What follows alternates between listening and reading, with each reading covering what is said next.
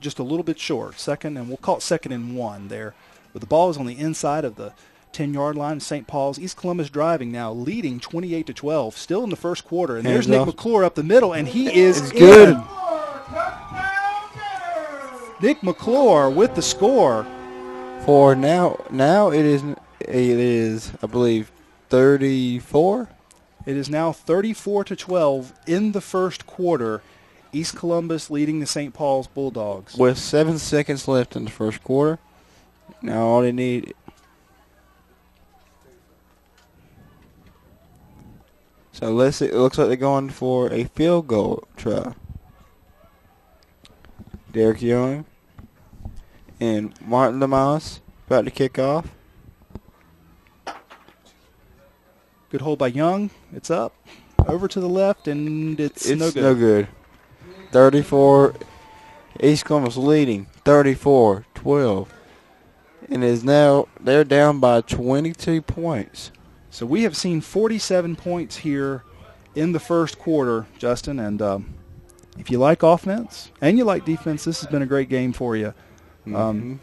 I will say that both offenses have moved the football. St. Paul's, you can tell, obviously very well coached, very well disciplined. Turnovers, though, it doesn't matter if it's Pee-wee or pro. Turnovers typically determine the outcome of the game. Not always, but we've had 3 big turnovers here by St. Paul's, and it's really helped the Gators. And the Gators have taken advantage each time by scoring a touchdown. Two on defense and 1 just now on offense. So that's what I like about sports these days. It's about discipline these days and respect. And Martin Lamas about to kick off. And Malik Livingston is back deep to receive, and let's see if he gets a chance to get his hands on the football. We've seen his speed, and now it's a looping kick. It's going to be taken over on by number 32 there. That's Jamel Leonard. Let's see if we got no defensive recovery for a touchdown this time. So return there back to the 36-yard line of St. Paul. St. Paul's taking over now 1st and 10. And we're going to have a change of, the first quarter is still not over, Justin. We've got 3 seconds left to go here in the first quarter. This is about to get good. And St. Paul's with the football, 1st and 10 on their 36-yard line. St. Paul's trailing 12-34 East Columbus with a big lead thanks to some turnovers by St. Paul's.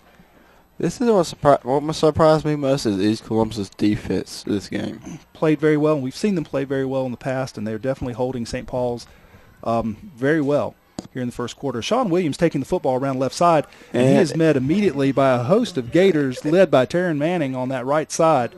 And they got about a 1-yard pickup, or he was tackled back to the line of scrimmage. We'll see where they mark it. It's going to be 1 yard. Yeah, a very small gain. So it's now 2nd and a long 9 yards. And we've got a player down for East Columbus. Looks like they're going to pay some attention to him. And while they're doing that, I just want to share with you a few things about St. Paul's year so far. Of course, their first game they lost 70-48 to Grays Creek. Came back against Fayetteville Christian with a win 58-40. Beat Southern Lee 42-14. Then scored 76 points against West Bladen, won 76-45. Won against Harold's Christian 42-22. Beat East Carteret 68-12. Lost to Red Springs 48-20. Of course, East Columbus played Red Springs to a very close game last week and was driving when a last-second interception happened, and beat South Robinson 42-14. So St. Paul's has had a very high-scoring offense, a very potent offense, and like we've mentioned before, scored almost 400 points in 8 games.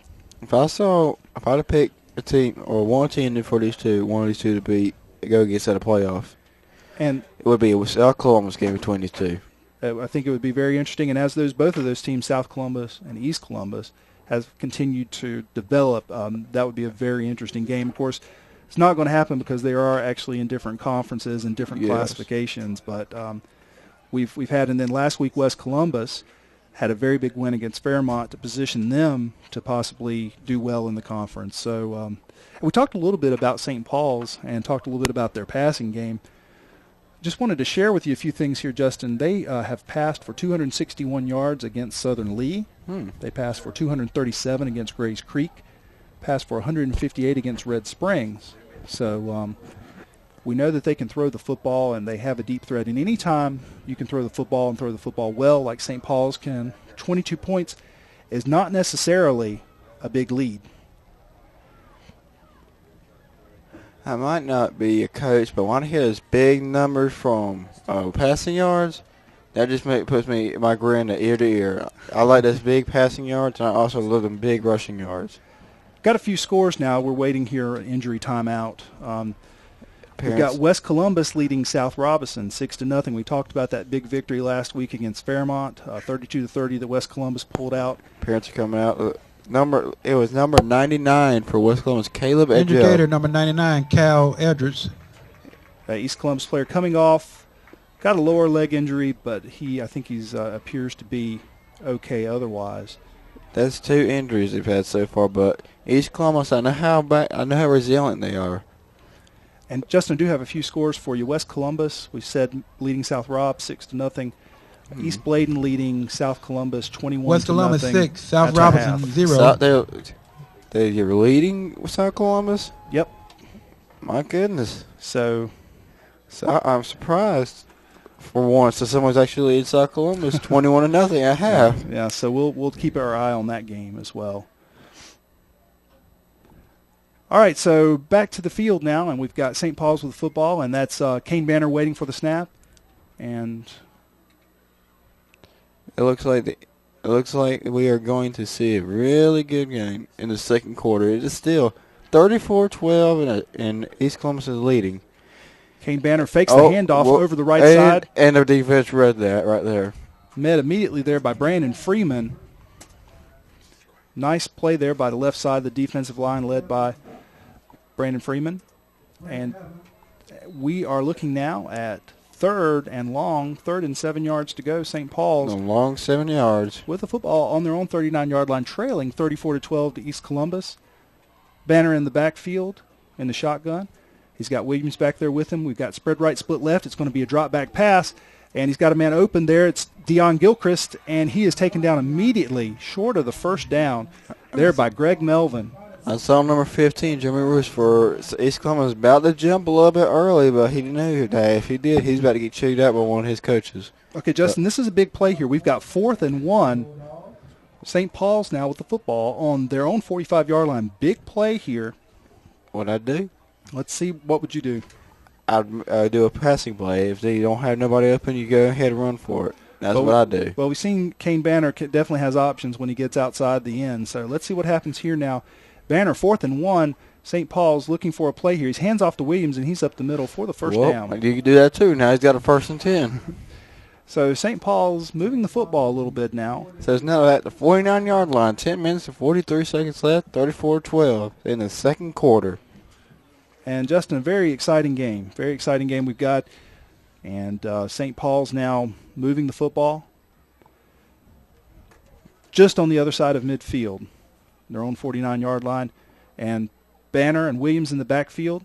We got spread left, split right, and there goes Williams around the right end. He's got a little bit of room, and he's quickly taken down for no gain. So the corner and linebacker on that side read it perfectly, came up, kept contained, and ran Williams out of bounds. It looks like number 30 for East Columbus, Isaiah Day. He took a little hit, but he's all right. He's not injured.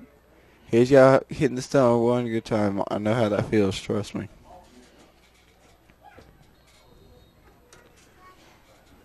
And here we go, second now, and we'll call it 8. Kane Banner in the shotgun for St. Paul's, and we've got Sean Williams in the backfield. 2 wide receivers to his left, 1 to the right. And they saw a false start like I did. I believe we had offsides on East Columbus. Marchment.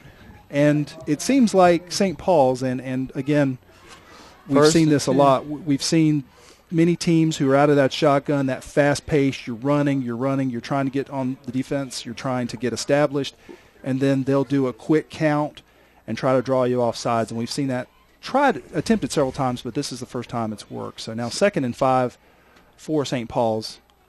And here's the handoff there to Williams, and he's going around right side, twist for the first down. So St. Paul's will have the first down now on the East Columbus 38-yard line. St. Paul's looks like they got an injured player on the field now. I can't. It's number 10, I believe, and that would be Xavier Dunning for St. Paul's is now injured. I think he took a big hit. Either had a head-to-head collision, I believe, or shoulder. And while we're waiting here for the injury timeout, let's talk a little bit more about some of the things we've been talking about statistic-wise, Justin. And I think we've talked a lot about St. Paul's and the success they've had throwing and running the football. Let's talk a little bit about East Columbus this year. Of course, the first game of the season, they lost a tough game, 27-16 to South Columbus. Yeah. Rebounded with a big win against East Bladen, 18-0. Beat North Brunswick 20-6. Beat Whiteville 28-8 the next week. Lost a very close game to Southwest Onslow, perennial powerhouse down in Onslow County. And then lost another close game to Anson County in Wadesboro, 27-20.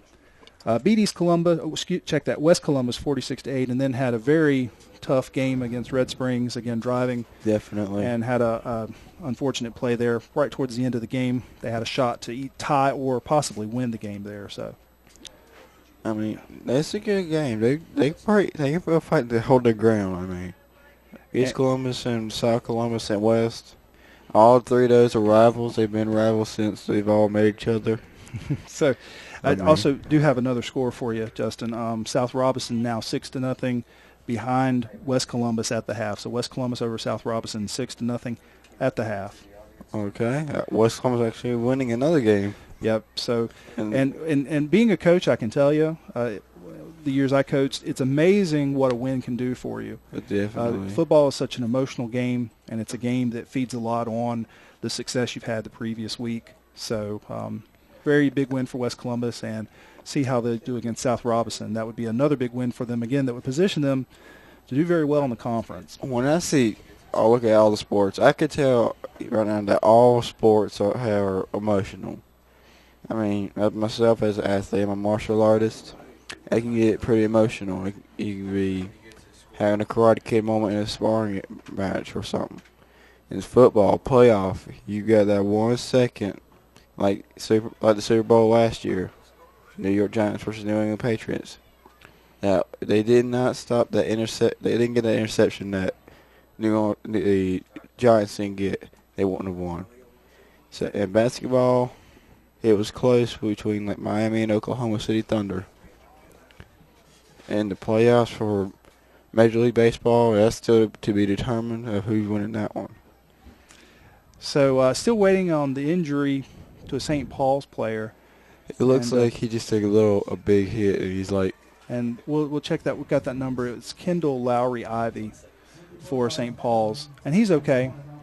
He's walking off on his own, so he's going to be fine there, and certainly wish him the best. So now we've got 9:50 left in the second quarter. East Columbus up 34-12, and St. Paul's driving. Justin. It is on the 39-yard line.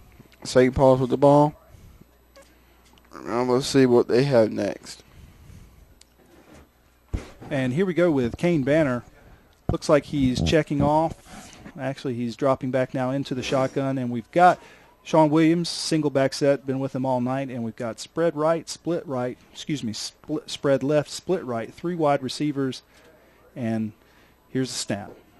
And it's a quick handoff to Sean Williams up the middle. And he is met immediately by the middle of the And he's still fighting, and he brought down for a 3-yard gain. So it is now. No, excuse me, to check that 2-yard gain. So it's now 37. On 37, so it's going to be at least third down, I believe. Check that. It'll be 2nd and 8 on that. So okay. South Robinson working off a fresh set of downs now at 2nd down.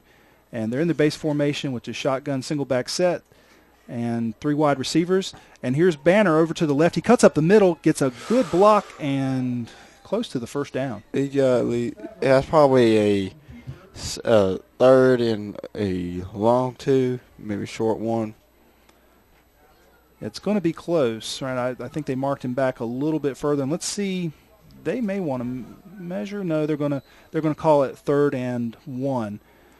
Now, so call coming in for St. Paul's. And Looks like he is in the shotgun formation. 2 wide receivers, 1 split back. And it's a quick handoff to Williams up the middle. And he's got the first down and a little bit more. It's tough going there, though. Every time I hear that name Williams, I'm thinking of D'Angelo Williams from Carolina Panthers. But he's doing a pretty good job. If he keeps on going and getting the speed up, if he keeps on going to what he wants to do and playing football, if that's what he wants to do, Sean Williams, he could be in the league for professional. It looks like we have another injured player now.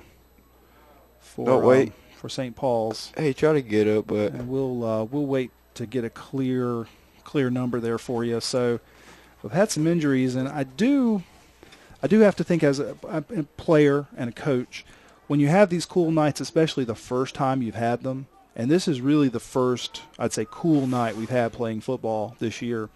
It does affect, especially muscles, pulls, and things like that. It can also affect, of course, ankles and things like that depend on the muscles to hold them in place. So I think that could have something to do with the injuries that we're seeing here, a lot of leg injuries. And Coach Trey Sasser is coming out from St. Paul's to take a look at his player, and I think they're looking at a lower leg injury I'm thinking of a leg cramp. I mean, it looked like a leg cramp to me. But they got in checkup on number 99 for East Columbus, Caleb Agel. He's got his knee taped up, and I'm not sure if they're going to get a truck to come get him up or not. And so just want to mention, now that we've got another break here, we've got 8:16 left to go in the second quarter. East Columbus leading now 34-12. They have scored 2 defensive touchdowns back-to-back on back-to-back plays from back-to-back plays. Which they have scored. They have scored. So they have definitely utilized and taken advantage of the turnovers that St. Paul's has suffered. And now we have a player for St. Paul's is now up, and it looks like we have a lower leg injury, and that is number 55, Michael Freeman, walking off under his own power. Looks like he's going to be okay, but he does have a lower leg injury there. But one thing that we'll talk about here as the teams are coming back out, this cool weather we talked about in the beginning, it does allow for players to not have to hydrate as much. You should have the ability to play a little longer because you're not losing as many fluids, but it can cause the pulls and some of the injuries that I think we're seeing tonight. So, and what it could do it have you a little. I know you can help cold weather get your leg cramped up easily. Yeah. So now St. Paul's back on 25-yard line of East Columbus, taking the snap there, and that is Banner going to take the football and run over to the left on a boot. At least 1 yard gain. And he is tackled immediately there by Jalen Dumas, and he is brought down. I think they're going to mark it now a fairly big loss, 4-yard loss. It's going to bring up 2nd and 14 now.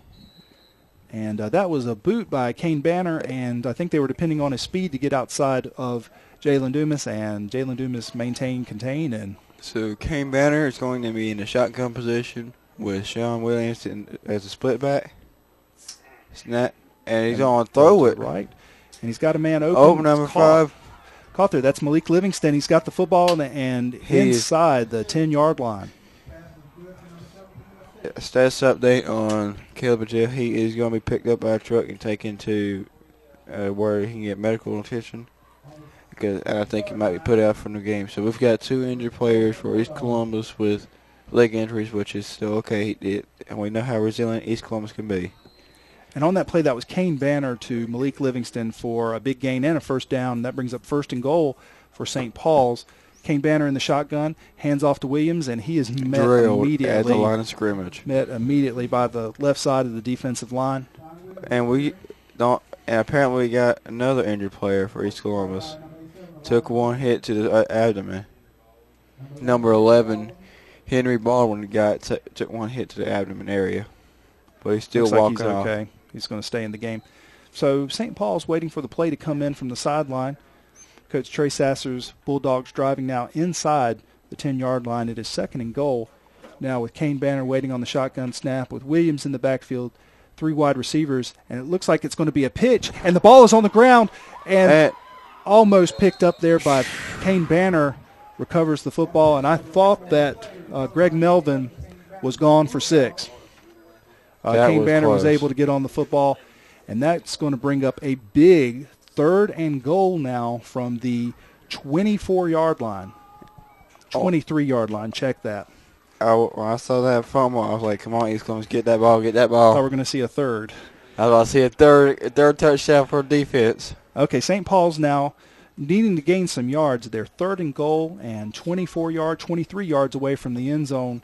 And Kane Banner now looking like he's got trips to the right, 3 wide receivers to the right, 1 wide receiver to the left, and he's going to drop back. He's rolling to his right, and it's a pass out into the flats, a short gain. And he is tackled. Deion Gilchrist caught the football and is hit immediately there by Greg Melvin. For a 2-yard gain, I believe. And now this brings up 4th and 19. And my good friend Franklin Davis over at WTXY gave us some statistics on St. Paul's. They have kicked one field goal this year. But I think Coach Trey Sasser is going to go for it now. And it is 4th and goal from the 19-yard line of East Columbus, 19 yards away from the score. St. Paul's trailing East Columbus 34-12, 5:12 left here in the first quarter. And there is Banner rolling out to his left, and he is in trouble. He throws it up in the air, and it is almost intercepted. That was almost interception. Another defensive touchdown, closely. And then almost on the tip caught by St. Paul. So here comes the offense for East Columbus with Ricky Ratliff, the quarterback, and on health today on his brother Ronald Ratliff. He will not be playing any more of this season. He has not played none of the season because of that injury he had in the car wreck. But we will see him in basketball season. All right, so East Columbus taking over on downs, and with a 34-12 lead with 5:03 left now in the first half. Ratliff comes out with Taryn Manning, and Nick McClure is going to give it to McClure. McClure gets a block by Manning and gets outside, gets another block, and then cut down after a short gain. That was close. If he had another blocker there, he would have went all the way. Short gain there. At least 2-yard gain, I believe. 2-yard gain, and East Columbus, of course, both these teams, we haven't spoken about this, going no huddle, which, again, makes it hard on the defenses to keep up and for defensive coaches to get their players in the right position to counter whatever the offense is doing. So looks like we're waiting here on the officials. Okay, they're turning them loose now. And Ratliff taking the snap. It's going to be a handoff there to number 8, Taryn Manning, and he is up the middle fighting for yardage. It's going to be a short game. It looks like Ricky Ratliff and number 34 for East Columbus, Nick McClure, had a little confusion going on there. He thought Ricky Ratliff had the ball, was going to give it to McClure, but that little confusion was solved. So 3rd down now, and East Columbus has got to be thinking about a first down because you don't want to have to punt this deep in your territory. They're on their own 24-yard line. They need to go for a pass, not a run, Ricky. Go for a pass. And there's Ricky Ratliff back in the shotgun. I think they're working the clock a little bit. Ratliff takes the high snap and then gives it off to Nick McClure. They read it. And he's brought down after a short gain. So 4th down now for East Columbus, and we'll see what Coach Toby Cassell wants to do. It looks like he's sending out the punt team. The punt team. Here comes their punt team for East Columbus, going to punt off at number 32 for St. Paul's. That will be Jamel Leonard. Will be receiving the punt with Malik Livingston beside him for blocking or receiving one.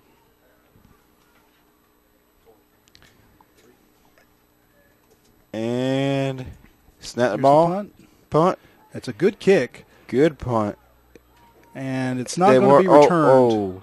But not going to be returned. It looks like there was a little bit of action around the ball, and, of course, the ball is not live unless it's touched by a returning team player. So not touched by St. Paul's. It's down by East Columbus. St. Paul's has the football now. 1st and 10 on their own 36-yard line. And then this is going to be a little. They're in their own territory. If East Columbus can push them back and get the safety, then they'll be good. And, of course, St. Paul's trailing. East Columbus leading now 34-12. And we've got trips left. We have 3 wide receivers to the left now. We've got one up to the top on the visitor side. And Sean Williams and Kane Banner in the backfield. It goes to Williams. He's going to try to get outside. And he's down. And we see a foul. Flag down. He's knocked out of bounds there. I believe that was holding. Yeah, and he's knocked out of bounds there by John Mitchell. I believe we got holding on number 7. Yeah, we're going to look at holding or perhaps a block in the back. We're going to see officials are talking, and they won't talk long, so it must have been pretty clear cut. Let's wait for the call from the referee. So we got 2 minutes and 36 seconds left in the second quarter.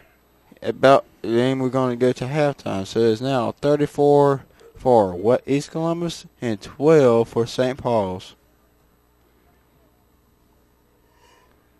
And it is holding. That's going to back up St. Paul's 10 yards from the spot. Oh, excuse me. I was wrong. He's holding against the Bulldogs. Yep. And so we're looking at first and we'll call it 20. It'll be probably a little shorter than that. Ball is spotted on the 25-yard line. And St. Paul's now, first and 20, they have to go to the 41-yard line to get a first down, 42-yard line to get a first down. So out comes St. Paul's, and they've got 4 wide receivers with 1 back set now. Of course, still in the shotgun with Kane Banner running the offense with Sean Williams, the single back set. And here's the snap. It's a fake to Williams, and there's the option around right in, and he's trying to get outside, and he's not going to do it. Even was met at the line of scrimmage. It's very important on that play that the corner comes up and forces that play inside, and that's exactly what happened on the left side of the defense. It will now bring up second or third. Third and long. Second and long. Now, like I'm gonna say, I'm just gonna say second and long or second and country mile. That's all I can say.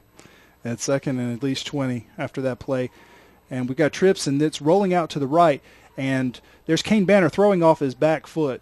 Was getting some pressure up the middle, and pass is. And there's a flag on the play. Where that was thrown and how that was thrown, I think we're going to see intentional grounding. Definitely.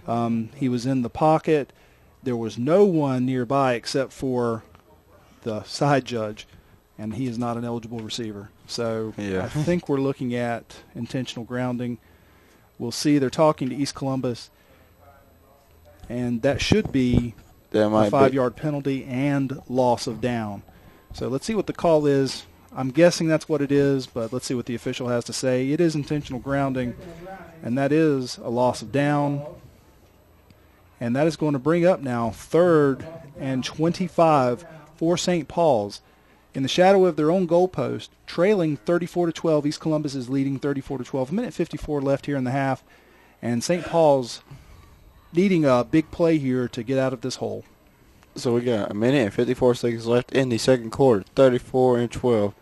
So it's going to be 3rd and long for St. Paul's, and he's met already at the line of scrimmage. Williams takes the snap. Williams takes the handoff from Kane Banner, and there is nothing there, and it is 4th and 25 in the punt team for St. Paul's. East Columbus is going to have a chance to get the ball in excellent field position now with about a minute and 30 left in the first half. Going back to the penalty, when I see teams, I think the most disciplined team is the team that declines penalties. I think they might be. I think they're the most disciplined, and they don't want to be unfair and just give them more funny chance. That's what I say. Well, here's Malik Livingston kicking the football, and it's a good kick. It is kicked out of. It looks like it's going to go out of bounds. Yep, at the 45-yard line to be exact. East Columbus 45-yard line. So we got a minute and 8 seconds left for Ricky Ratliff and the East Columbus Gators to come up with a brilliant play that they're going to make next. So this has been a good first and second quarter. This has been a good football game on both sides of the football. East Columbus taking advantage of some breaks, but we've had, folks, 2 defensive recovery touchdowns. I'm surprised. We have had 46 points scored here in the first half, so between the two teams. Ratliff in the shotgun, waiting with Taryn Manning and Nick McClure. And there goes Derek Young taking the speed sweep in motion. He goes around the right, and he's got a little room. He's got a block out there by McClure, and he's out of bounds. He's out of bounds at the 30-yard line. And that is going to be a flag. So we've got a nice gain by Derek Young. I think we're going to have a hit out of bounds, or it's going to be roughing, unnecessary roughness. And there was Derek Young was rode out of bounds, and then there was just an ever so slight shove after the play was over, not shoving him down. And at this level, it is very important that referees stay in control of the game and certainly discipline all players to be sportsmanlike, especially when you get around that sideline. There's so many injuries that can happen. So definitely so many injuries. We're looking at East Columbus now deep in St. Paul's territory, and it is a personal foul, unnecessary roughness, and that is going to give East Columbus a first down, and they're still marking off where they're going to put it. It's going to be close to the 10-yard line. And it will be at the 15-yard line. I've seen, go back to what they have, sideline problem. I've had some friends that have been knocked out on the sideline. They've hit their heads on concrete. I had friends that got concussions, been paralyzed in football, and football can be serious sometimes. So here we go now with East Columbus, 1st and 10, with under a minute now, 1:01 now left to go. Ratliff in the shotgun, and he's got this time Mac Jenkins in the backfield. Check that. That's Britton Spalding. And the ball goes to Nick McClure, and he is in for the score. Nick McClure scores for the Gators. That's going to make it 40-12 East Columbus. And 56 seconds left in the second quarter. It will now be 40-12. Let's see what they got next. Is it going to be a kickoff, a field goal, or will it be a 2-point conversion? And it looks like we've got a T out there, so it looks like we're going to try the kick after the touchdown here. And this is to make it 41-12. I would have made it a 2-point conversion. And low snap, and it is no good. No good. It was too far out. Yeah, good job there getting the ball down. I believe that was Derek Young. It may have been Greg Melvin, the holder there, but good job getting that low snap down. So 56 seconds left in the second quarter, about to go to halftime. It will be Martin Amos kicking off for East Columbus to kick off to St. Paul's. I'd say St. Louis Rams for a second. So East Columbus now exploding for 40 first-half points, leading St. Paul's 40-12. And that is a big lead, but I'll tell you, I did have the opportunity to coach with Trey Sasser. He's a very smart coach. He knows how to motivate his players. They're going to be in at halftime, St. Paul's, working on how to come out in the second half and score some points. And one thing that East Columbus will have to do is make sure their players keep the intensity and keep the focus. Because keep in mind now, St. Paul's has scored 40, 50, even more points in a game, so they can explode just like East Columbus has exploded. So that'll be what's in store at halftime. And here we have a kickoff, and it's taken by number 34 there. That is Damian McMillan for St. Paul's, and a nice return there to close to the 45-yard line. And a little bit of time left, and I think 51 seconds, and you have to think at this point, what does St. Paul's do? What does St. Paul's do? And we have a little activity here on the field. What does St. Paul's do to, at this point in the game, do they try to just kneel down, or do they actually try to get some points on the board here? And we talked about, again, this half, how powerful St. Paul's offense is, and I think they're going to line up 5 wide receivers and try to put up the ball in the end zone. Let's see what they're going to do next. With 51 seconds left in the second quarter, it's 40 for East Columbus Gators and 12 for St. Paul's Bulldogs. It's been a good game for the first half. Let's see what else we got in the last 51 seconds. Because it might be a surprise in this game so far. Might get another defensive recovery touchdown. Yeah, and we did have a personal foul against East Columbus, and that'll drive coaches crazy. You know, you've got to keep them contained. You've got to keep them from scoring, and now they're going to have a short field to go. They're going to have the ball on the East Columbus 38-yard line. So have a quick score for you. You got Whiteville 15, West Bladen 0. Whiteville winning against West Bladen doesn't surprise me. And check that. That is now 36-7 at the half. So, and we've got St. Paul's with the football, 1st and 10. Under a minute left here in the first half on the 38-yard line of East Columbus. East Columbus has exploded here for 40 first half points, leading 40-12. And now Kane Banner in the backfield with Sean Williams, and we do have 4 wide receivers in the set. Shotgun formation. Kane Banner takes a snap, 5-step drop, and he throws underneath to Charles Walters and in and out of the hands. It is incomplete. Like I said earlier, offensive penalties, you can make up for it, but defensive penalties, you can't make up for it. This defensive penalties will make your coaches go insane. You will get chewed up. And spit out. Here we go. Second and 10 now with Kane Banner waiting for the shotgun snap. 4 wide receivers in the set. Banner drops back 5 steps. He's looking. He's got a man open down the middle, and it is caught by number 6, which is Charles Walters, for a nice catch for at least 10 yards, I believe, maybe more. Yeah, Charles Walters' reception now. East Columbus 21-yard line. St. Paul's has the football with 36 seconds left here in the first half. This game's getting a little bit tense here.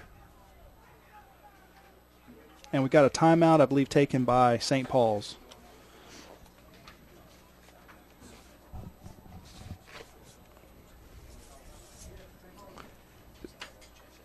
I remind everybody that a lot of the East Columbus and St. Paul's players are wearing pink parts of the uniform as a reminder of Breast Cancer Awareness Month.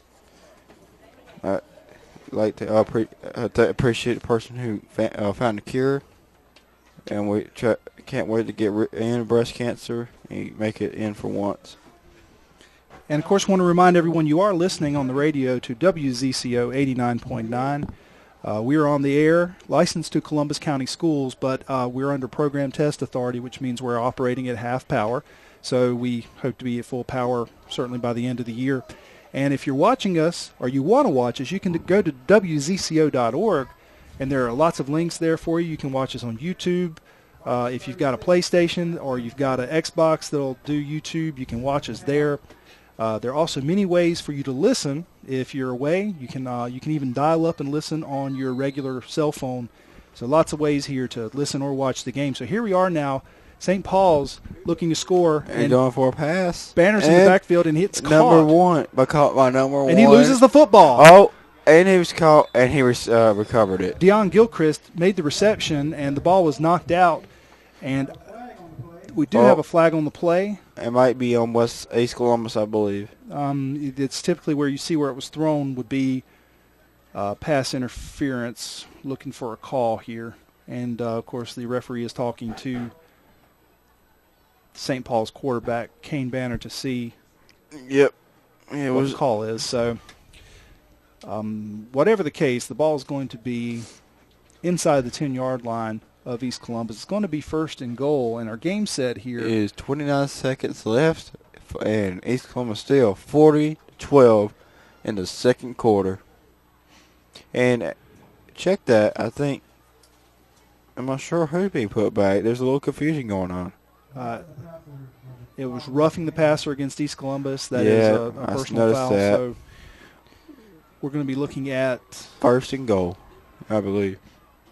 Let's see where the ball is spotted. The ball is actually spotted dead on the 10-yard line, and looks like they are going to call it first and goal now. So St. Paul's with 29 seconds left to score, and can underscore here. If they actually get the ball in the end zone, it could be a big boost going into half. So this is getting kind of tense. Kane Banner takes the snap. He's back in the backfield. And he throws it, and a little too off the mark for Javon Crawford. Almost caught by an interception for defense. Yeah, and so Javon Crawford was lined up in the slot. He took a hard inside what we call a slant pattern, and the timing was just a little bit off. And that play relies on a lot of timing between the quarterback and, in that case, the receiver in the slot. So looking here now, 20 seconds left, Justin, and East Columbus holding tight, second and goal. St. Paul's with the football on the East Columbus 10-yard line. Let's see what we have here. And there is Banner with the snap. He's being chased by Taryn Manning, and Taryn Manning is going to bring him down. Oh, and it looks like that's going to be a big loss there. That's going to be at least 5, maybe 10-yard loss. That's going to bring up second and Second and goal now, and I can't tell if they're actually leaving the 10-yard marker. Looks like he's got it up, half down. But anyway, it's the first down is going to be close to the goal line, and the football is going to be on the 23-yard line. 24-yard line of East Columbus. So now you have 11 seconds left, and 40 points for East Columbus and 12 points for St. Paul's in the second quarter. This has been a pretty good first half for this game. I admit that, especially with the 2 defensive recovery touchdowns. And we do have a halftime score for you. We have East Bladen 21, South Columbus 0. Still? Yep. And so at halftime, I think we mentioned before, Whiteville 36, West Bladen 7. I believe it was 0. I'm not sure. Okay, so a big play here now on 3rd and goal from the 24-yard line of East Columbus. 11 seconds left, and Banner and Williams in the backfield. 4 wide receivers in the set. Banner rolls out to his right. He's getting some pressure now. He steps up and makes the throw, and it is caught. It is caught. Out of bounds, though. At the 11-yard line, and that is going to be caught by Charles Walters. Goes out of bounds immediately. And we have 3 seconds left in the second quarter, ladies and gentlemen, with 40-12. And it is 4th and goal, but that doesn't really matter as St. Paul's takes a timeout. But 4th and goal. But this is going to be most likely the last play of the first half. So trailing now by 28 points, East Columbus with the lead now. St. Paul's trying to score going into half, and we mentioned it before, it would be a big boost. There's a big difference mentally, strategically, between being 4 touchdowns and 3 touchdowns behind. So this is a big play for both teams right here at the end of the first half.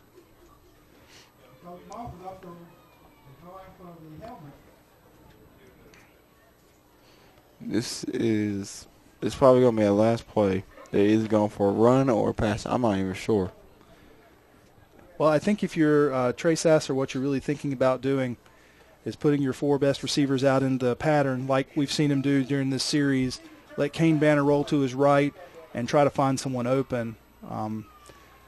Unfortunately, East Columbus's pressure has made it very difficult for Kane Banner to sit back and throw out of the pocket. So we'll see what happens this time. What will most likely be the last play of the game, last play of the half. But a very important play in the game. Kane Banner now lining up with Sean Williams in the backfield for St. Paul's. And we've got Javon Crawford backs up, and Kane Banner rolls out to the right. He throws back to his left and almost caught off the fingertips of Jacob Locklear. And ladies and gentlemen, that is it for the first half. 40 for East Columbus and 12 for St. Paul's. Now we are going to halftime. And I know we got a lot of action going on at halftime. We'll bring you the visual of that. In just a second, I'm going to ask the principal of CCCA, Columbus Career and College Academy, to join me here. And we're going to have a few things to discuss at halftime, and then we're going to be back for what will be, I think, a great second half. And, Justin, you did a wonderful job. Thank you. Calling this, and I think we're going to have Ethan Jacobs join me for the second half, and looking forward to talking with Ethan. And I think we'll be doing another game probably next week, Justin. So all right, good. It was good seeing y'all. We're going to let Justin go, get on camera, do his thing. So thank you, Justin. All right.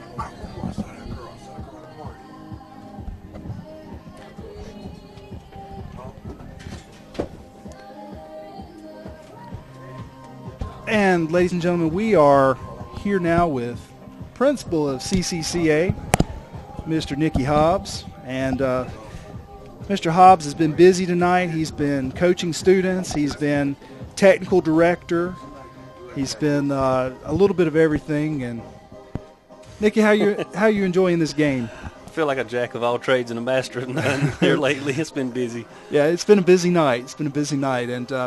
And for us here, watching 2 teams that never go into the huddle, it's been very hard. We haven't gotten many breaks either. So I think it's been an exciting game. With everything going on, trying to, like you said, do the different positions, work with the students, making sure everything's working like it ought to be. And in between trying to watch the game, and it seems like every time that I turn around, there's some exciting play happening, and I'm turning back around to try to see what's going on. But it's been a good night.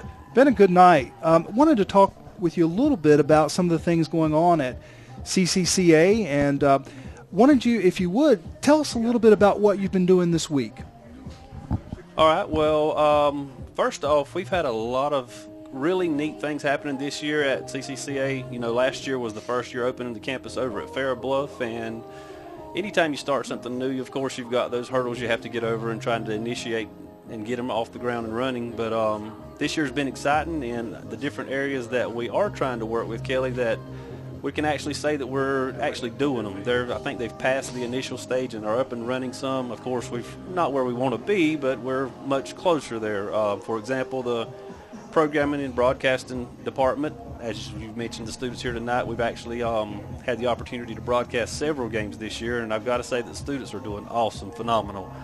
And we were discussing before the game, you know, that each game you can actually see the progress happening. You can actually see how things are improving, and hopefully for the viewers at home that you can see those changes also. Some are subtle, some are great, and we're trying to tweak as we go along, but I think it's getting better and better, and the students, you can see that. They're actually they're getting into it. Yeah, and the meetings we have before each game with the student crew and then after the game, you know, to kind of debrief, you can tell the connections are really starting to be made by those students, and it's really exciting because we're having to do less and less work. You know, like Rod and I have often talked about, my partner Rod, who's often helping me announce, we talked about, you know, getting it to the point where we can just kind of sit back, and we're really close to that point now. So it's been an exciting year. And, of course, our plans are with broadcasting, you know, to do some basketball and some other sports as well. So, but I'm sorry, I interrupted you. No, Go ahead. That's fine. But aside from the broadcasting, the other really neat things going on at CCCA, we've had our metals manufacturing program up and going. We're trying to form some partnerships with that and really get the students doing some things where they're applying what they're learning in the math classes, applying what they're learning in some of the science classes, and actually can see the relevance of what they're learning. And they've been doing some drafting activities. They've been doing some work on the metals machines. And, again, like I said, where it's the startup in a sense that it takes a little while to get where you want to go with that. And we're in the beginning stages of obviously the first course. They're not going to be able to go in there and manufacture a car, but we're getting there. And the masonry, Mr. Fred Mason, we've hired him on this time. And I got to say he's doing a phenomenal job working with the students. And they're really buying into that. They're loving it. Well, I called you this week, and of course, I knew, the schedule was a little different this week because of what was going on at the college. I called you, and I said, "Where are you from?" Well, I'm at Appalachian State. I said, "Is it cold there?" Not at home. So tell us a little bit about this that trip with the students and what that was about, and what you think the students got out of it. Right. Well, as you know, and some of the people at home may or may not know, but we are associated with the New Schools Project, and they have different guidelines as far as what we try to do with the students and really make sure that we provide them with a rich experience. And one of those mandates is that we're supposed to be making students college ready and expose them to those opportunities before, you know, they get to college and hope they know what it's about. So what we did is, since this week Southeastern Community College was on their fall break, we took this opportunity, since our calendar is closely aligned with them, being that they take college classes, and we scheduled opportunities for the students to go visit some of the colleges. That way, you know, they, like State, a lot of students say they want to go to State or UNC Chapel Hill because of the football or baseball or things like that, but they really need to see what that campus is about and make sure that that's something they really want to do, because a lot of people here in Columbus County, we're those close-knit communities. And I mean, myself, I didn't get out of Columbus County much other than family vacations until college and things like that. So those opportunities are for them to actually see that, you know, it is different. And going to State is entirely different than going to South, East, West, or even our school.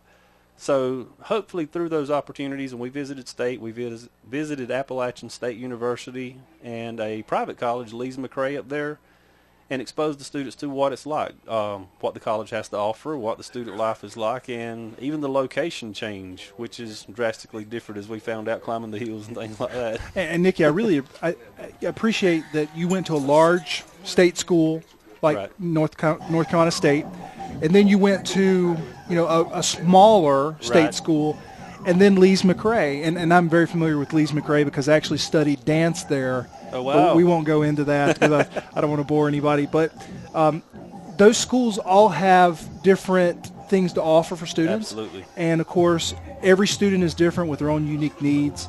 And those schools, like Lees McRae or like Appalachian State or even like North Carolina State, may fit that student's needs best. And so I think it's great that you were exposed them not just to the big ones, not even just to the medium ones, but some of the small ones and some of the small excellent schools that we have here in North Carolina. So, Nikki, tell me, what was the reaction from the students? What sort of feedback did you get from them, and what was the response, and what did you sense their response was from going to those places? Well, you know, this is the second trip that we've taken to the western part of the state with a group of students, and I always love going to that area with the students because there's a lot of students, like I mentioned a minute ago, that haven't been out of Columbus County, much less to the mountains. And, I mean, that's a really eye-opening experience just to the geographic area of how the terrain's different. I mean, just from that respect. And then the climate, when you called, I think it was on Monday, the temperature up there was 39 degrees. So that's a drastic difference. So someone who is not keen to cold weather, that's probably not an area they want to visit. But just talking with the students as we were popping into buildings and out and hearing people talk about the programs they offer there, you would hear comments like, man, this is cool, and I want to come here, or I've got to do what I got to do to come here. And, you know, all that's awesome. And then after the tour, and we sit there with the college liaisons or the college recruiting people there, and they make mention of the fact that, okay, what are the requirements to get in this school? And then they throw up the GPA requirement that says a 3.75 or a 3.8. Well, you know, that's good that they hear that from someone other than us at the high school. Absolutely. Because we were all teenagers. We know what it was like when teachers were saying, you got to do this, you got to do that. And as teenagers, we say, well, I'll worry about that my 12th grade year. But then it's too late. That's right. It's too exactly. late. And that's what these people were telling them. You know, here's what you got to have to get in here. It's very competitive now. A lot of the universities are getting that way. Even UNCW right down the road from us, they've got a high requirement to get in there. And so we didn't just work with the seniors and juniors, but we also take freshmen because, like you said, they need to know in their freshman year, man, this is what I've got to do. Yeah, and in some ways, if you haven't started thinking about that by your freshman year, it's even too late. And I know one of the focus points we've had in Columbus County schools is let's start this exposure even in kindergarten and start talking about it. And I think you've seen firsthand what the power of those visits can be. Absolutely. So that was great. Did you see any snow? We didn't see any snow. It was mist and rain when we were there, and I was kind of concerned about getting up the next morning. But we stayed dry on this one. Good. So lots of interesting things happening there at CCCA, and certainly appreciate the excellent work that you and the teachers and now the students have done. And it's very exciting and very unique and something for everyone in Columbus County to be proud of. So. Absolutely. I think that we're really going in the right direction where our staff meetings that we're having with teachers and just having conversations about where we want to go, we're really striving to make sure that, you know, we've kind of got two different pathways, students who want to go to college and some that say, you know, when I graduate, I want to go straight to work, so give me some kind of marketable skill. And even though those are separate pathways, there's a lot of connections between those pathways so that student who is going to say that, well, you know, I just want to go to work, well, these different areas allow us to really show them the relevance of what they're doing in the math classroom or the English classroom. And, for example, when Miss Robin Gore says, hey, you got to give a speech next week, well, that ties in perfectly with radio broadcasting. Absolutely. And one of the things, too, I think that's interesting about many of the areas that you work with is that, let's take broadcasting, for example. You may just want to have a 2-year degree, or you may want a 4-year degree and go and be in front of the camera. So there are many different entry and exit points within the individual disciplines, too. And showing those kids that may be thinking about doing the technical skill and getting out and doing something with it, the college side can be very beneficial. And it allows them to make a better informed choice. Absolutely. So wonderful. So I'm glad you had a good trip. I'm glad it didn't snow on you. No, we stayed dry. But I will say that is a long ride. It is a long ride. 55-mile-per-hour activity bus. Yeah, and back before they built that highway, it seemed like it was straight up too. but it's a lot better now. It is better. Yeah. Well, great. Well, we've got about 3:50 left here before the start of the third quarter, and I appreciate you joining me. I think we're going to have Ethan Jacobs, who's been our switcher and basically our producer up here. He's going to slide over to the talent mic, and it's going to help us call the second half. So definitely appreciate everything that you're doing here with the students, Nikki, and we're really excited to see what happens in your school and out there, all schools. And I think it's safe to say that every single school has many, many special things happening. And for those of you listening out there, get inside those schools and see what's going on, because I'm telling you, it's with the new curriculum and the new focus on individual learning styles of students and how students learn and trying to meet the needs of individual children, which we've always tried to do, but now everyone's making a concerted effort, and it's our focus. It has been, I think, a great start to the school year, and I think we're going to go great places here in Columbus County Schools. So absolutely, thank you very much, and we'll let you go get back to coaching students, and we'll be back here with Ethan in just a second. So all right, appreciate you joining us. So if you are just joining us, we are about 2 minutes and 40 seconds left at halftime. East Columbus jumped out to a 40-12 lead, and they are ahead now at halftime, 40-12, and basically due to several turnovers by the St. Paul's Bulldogs. So good game, fast-paced game, and, of course, two very potent offenses, but East Columbus doing it not only with offense tonight, but defense. Once again, ahead 40-12 here at halftime. And I will say I've seen a lot of football games in my life. I've played and coached and viewed many games, and that was one of the longest first quarters. I think we lost count, but there was close to 40 points scored in the first quarter, as I recall. It was very fast-paced and very entertaining to watch. I guess if you're watching it, I don't know how entertaining it would be for our coaches, but very good first half by East Columbus. And, again, St. Paul's with the turnovers hurting them, but they're able to move the football. And I think coming in here to the second half, we're going to see St. Paul's probably attempting to move the football, probably throwing a little more, and trying to make up the 4-touchdown lead that East Columbus has on them. So, once again, getting ready here. Teams are on their way back out, stretching and getting ready for the second half. So glad you're with us once again. This is, if you're on the radio listening to us, WZCO 89.9 FM, Chadburn, North Carolina. And we are also at WZCO.org, and that's where you can get all the links to watch us on video, and you can also stream us audio online. You can also stream audio and video to your iPhone, iPad, and there's got to be something close by you can either listen or watch us on. So we are at the end of the third quarter. Got a score for you: East Bladen 28, South Columbus 0. Also some other scores from around the area. James Keenan up 30-0 over Midway. Lakewood over Hopton 27-6. So lots of action around the southeastern North Carolina. Lots of scores, and as we get those, we're going to bring them to you. So winding down now here in the first half, and we are ready to roll. Teams are coming back out. We've got some stretching going on and ready for our second half of football. And in just a second, we're going to get Ethan on here for you. And Ethan Jacobs from CCCA. And he's been with us before. He's been working the switcher tonight, but he's going to be working with me. And, of course, Rod is off this week.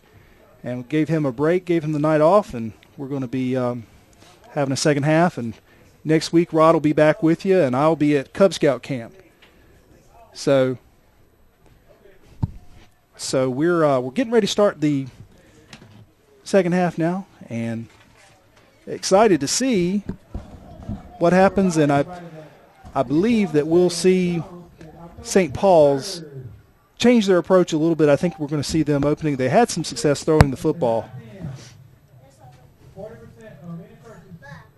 So we are getting ready to start. Here's St. Paul's now taking the field.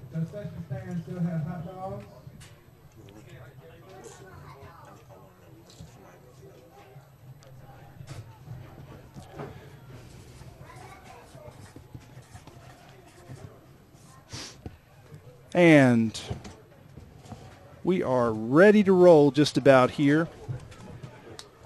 And actually, they put 2 minutes back on the clock.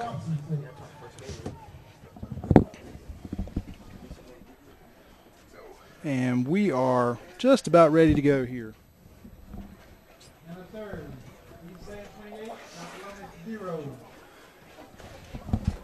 And I'm joined now with Ethan Jacobs. Ethan, how are you doing tonight? I'm doing pretty good. How was the first half working that switcher? It was really good. Fast paced, wasn't it? Mm-hmm. It was definitely hard to keep up with all the action going on the field. Okay, so East Columbus coming out now with a big lead, 40-12. And we are looking now here, winding down the first half. And East Columbus looking to get the football to start the first half, and we'll see what happens with the opening series of plays. Okay. So Ethan, how was this week? Were you on one of the trips this week? Yes, I was. I was on the Fort Fisher trip. Wonder Works. That was it. How was the Fort Fisher trip? It was pretty good. Good? Good, all right. All right, so ready for an exciting second half of football? I know I am. I know I am fired. If this second half is anything like the first half, a lot of exciting plays, so I think we're in store for an entertaining half. And what year are you now at CCCA? I am in the 11th grade. 11th grade, so you're the veteran of our crew tonight. All right, so we've got St. Paul's coming out now, and Malik Livingston lining up to start the second half kickoff. East Columbus getting the football first, and they are leading 40-12 right here with action just getting underway in the third quarter, second half. And deep back we've got Greg Melvin to receive for East Columbus. And the officials have lined everybody up, and here we go. We are ready for the second half. East Columbus, St. Paul's.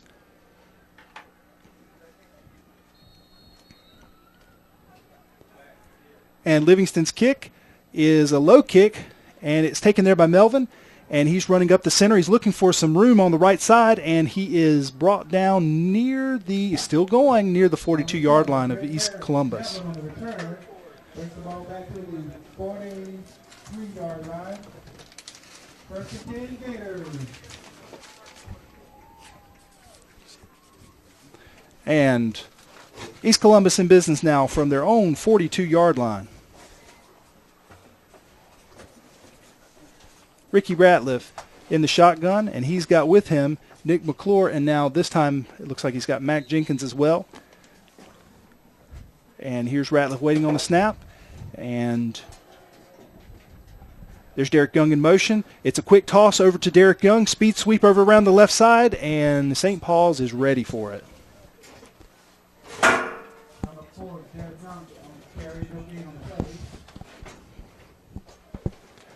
And no gain on the play. That's going to bring up 2nd and 10 for East Columbus with the ball on their own 43-yard line, leading 40-12 here, opening moments of the third quarter.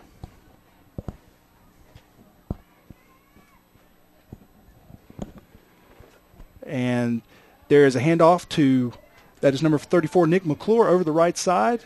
Decent gain on the play. That's 5 yards. 3rd and 5. And that's going to bring up 3rd and 5 on the play. Score is 40-12. 42-12, sorry. And East Columbus now coming out 3rd and 5. Ratliff waiting for the snap. And he's got Nick McClure with him in the backfield. We've got slot left. And there's the handoff there. That is Brandon Freeman. Check that in the backfield. Running hard and close to a first down.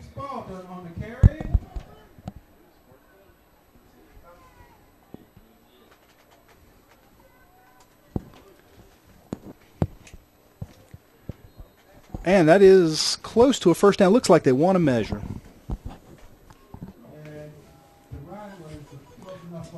And it looks like from here he is going to be a little bit short, but we'll see what happens when they tighten the chain there. Greg Reynolds and McKinney Jackson. And waiting here for the measurement. And he actually got the first down. So East Columbus with the first down now on the St. Paul's 47-yard line in business. Moving the football here, opening moments of the third quarter. 10:31 left to go in the third quarter. And East Columbus, of course, going no huddle like they have all season. And that's Ricky Ratliff, Brandon Freeman, and Nick McClure in the backfield. And the handoff is Brandon Freeman over the left side. He's got a little bit of speed, and he is going to gain, still on his feet. He is still on his feet, and he's got the first down. 15-yard run. And I think the most impressive thing is he got half those yards after he was hit. So excellent run there. Good hard running by Brandon Freeman of East Columbus. And so here we are now, 31-yard line of St. Paul's. East Columbus driving and with the lead 40-12 here in the third quarter. And there's Derek Young in motion. He's going to take the quick pitch around the right side. Gets a block by McClure. Turns up inside and short gain on the play. Number 4, Derek Young on the carry.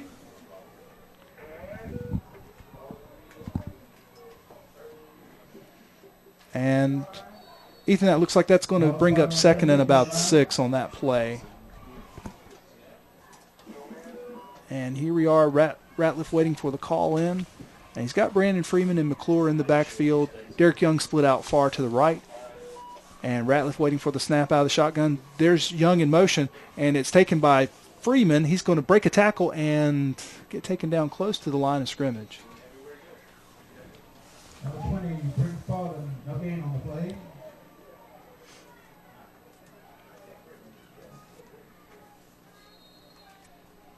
And this brings up a very important third down, and we're going to call it 7 here for East Columbus. Very important to establish themselves here coming out of the locker room with a big lead.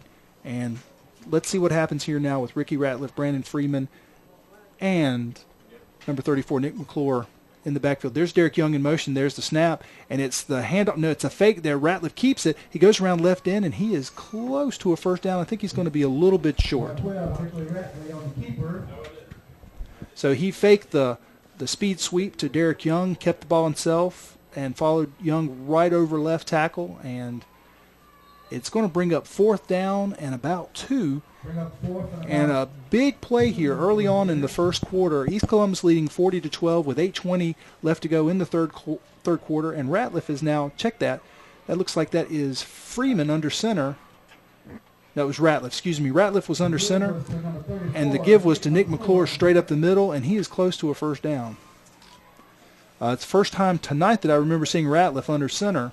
He's been out of the shotgun, well, most of the season, and it looks like we may have to measure this one again. It's going to be close. All right, Ethan, what do you think? Does that look like a first down to you? I believe it is a first down. Okay, folks, you heard that Ethan was saying it was a first down, so it must be so. All right, we're going to see. So if it's not a first down, I'm thinking maybe nachos from the concession stand. Mm-hmm. Okay, that's good. All right, for me. Okay, so here we go with the measurement. It really looks close. It's really hard to tell from here. But again, if it's not a first down, St. Paul's takes over on downs and would be an early first key play for them. But it is a first down. East Columbus, first down, so Ethan was right. Oh, Good call, Ethan. Good eyes. He's got much better eyes than I do from up here. And East Columbus now driving with the ball on the St. Paul's 20-yard line. First and 10. Freeman and McClure in the backfield. Ratliff taking the snap out of the shotgun. It's a handoff to McClure up the middle off the left side, and room. McClure is in touchdown. the end zone.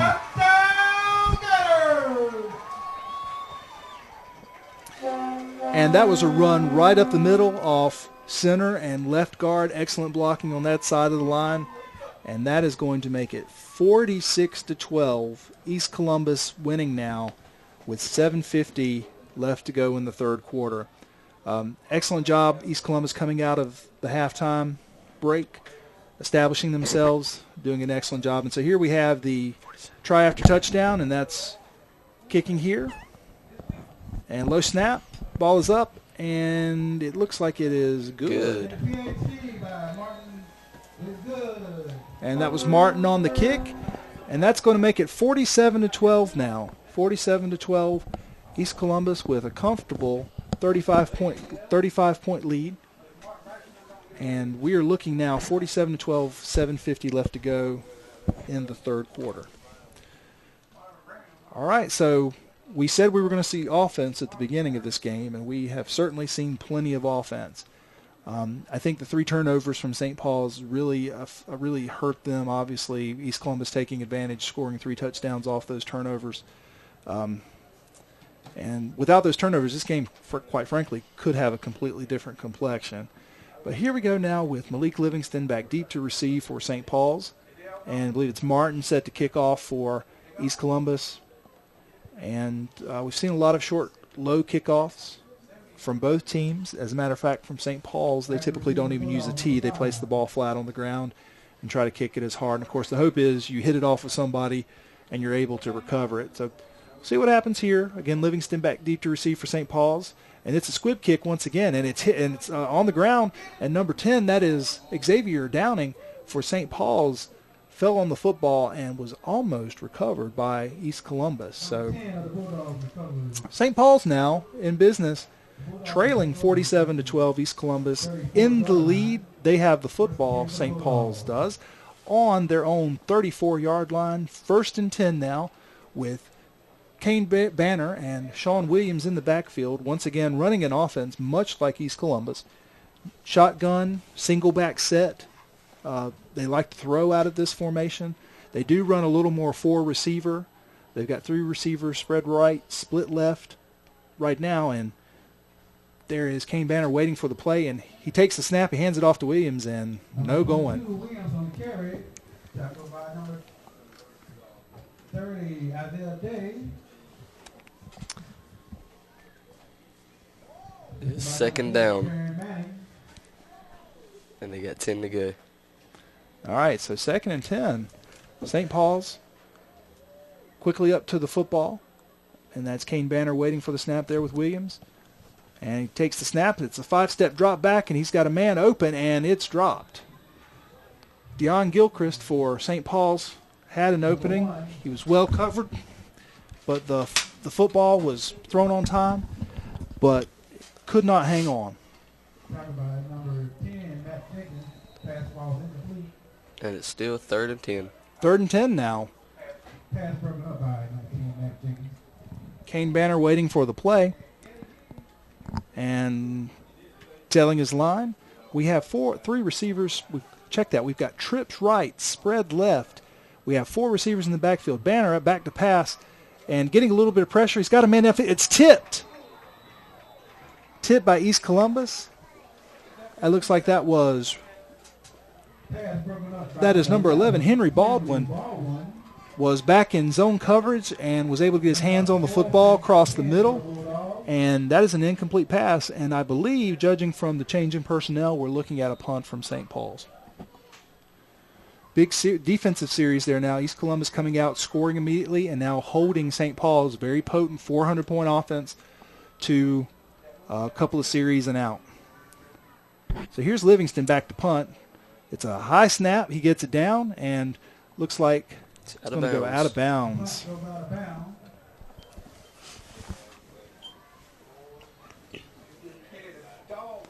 And that's going to be the 39-yard line. East Columbus will take over on their own 39-yard line, leading now 47-12 over the St. Paul's Bulldogs. 7 minutes left to go now in the third quarter.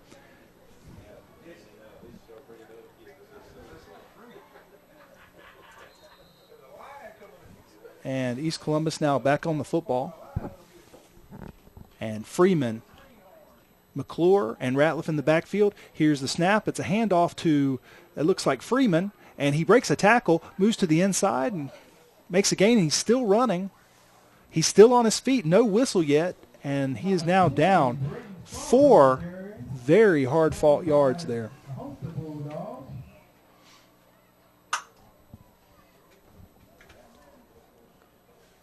It is second down. Second and about 6 for the Gators. All right, second now and 6 for East Columbus with the ball on their own 44-yard line.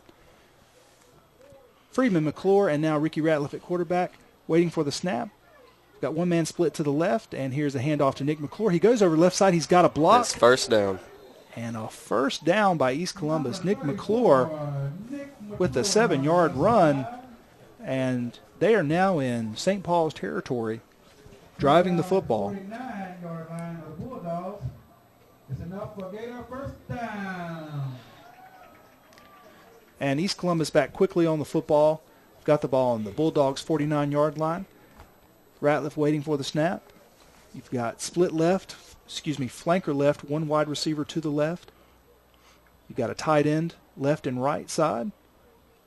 And it looks as though East Columbus might be working the clock just a little bit. They're taking their time. Pace is slowed down a little bit. And there's a handoff to Freeman. He's up the middle. He's got a little bit of room, and he takes the ball down for close to a 7-yard gain. So it's second and 7. 42-yard line. And the score is still 47-12.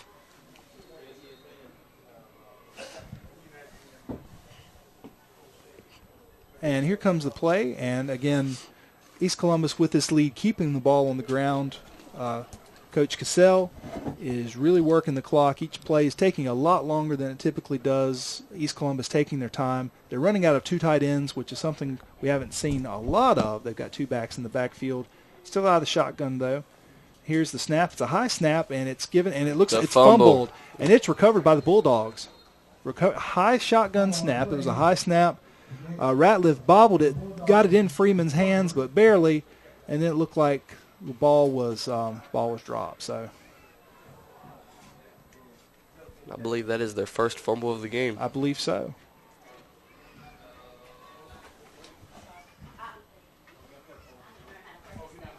And so the Bulldogs now take over with the football on their own 43-yard line. Excellent field position now for the Bulldogs to get something going here.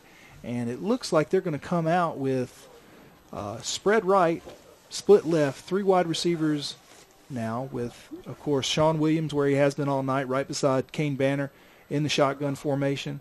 And Banner and Williams are talking a little bit. Now here's Banner taking the snap. It's a little low, and he's rolling out to the right. Looks like it's a boot, and he cuts up and gets a short gain of around 2 yards. Kane Banner around right in for 2 yards on the keeper. And Ethan, I'm pretty sure on that play it was designed to be not an option, but he was going to keep the ball from the beginning. So we've seen from St. Paul's Kane reading the linebacker and sometimes giving the ball to Sean Williams and sometimes pulling it down. But I think that time it was a designed boot play. So here we are now, St. Paul's with the football. They are second and 7 now with the ball on their own 45-yard line. And here's Banner with the snap. It's low. He pulls back. He's got a man open downfield, but he's getting chased by a host of Gators. Now he's flushed out of the pocket inside and picks up the first down. So Kane Banner got some pressure, pulled the football down, and was able to pick up the first down. Enough for a Bulldog first down. Tackled by number 8, Terrence Manning of the Gators. First and 10, and the score is 47-12, Gators. And the Bulldogs quickly back on the line. Here's Banner taking the snap. And it's a good snap this time. It's going to be a handoff to Sean Williams up the middle, and he's going to get maybe a yard. That's going to bring up second now and 9.